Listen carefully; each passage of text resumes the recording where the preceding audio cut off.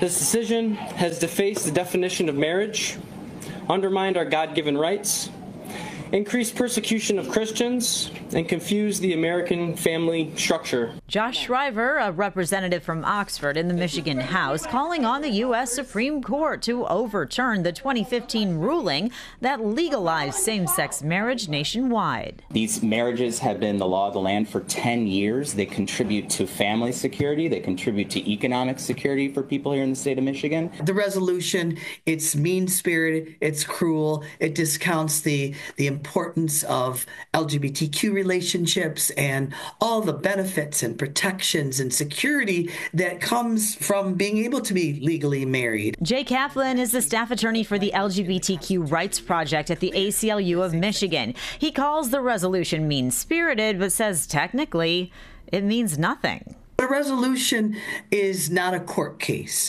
and it takes a court case before the United States Supreme Court, where the court would reconsider the Obergefell decision. 10 years ago, the Supreme Court ruled on Obergefell v. Hodges, a case that included April and Jayne Deboer-Rowse, a same-sex couple from Metro Detroit trying to jointly adopt their children. Now Attorney General Dana Nessel was their attorney at the time.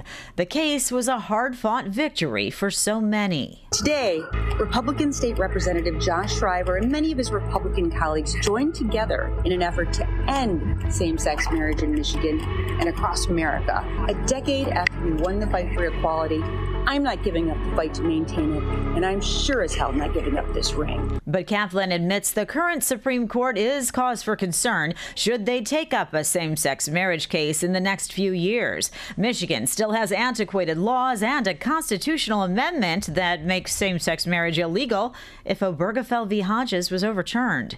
Kaplan says this pushback to the marriage equality case is part of a larger pattern. This is also another page from all the anti-transgender attacks that we've seen. Even in this Michigan legislature, they've introduced 4 bills, anti-trans bills. The attack is of the LGBTQ community as a whole.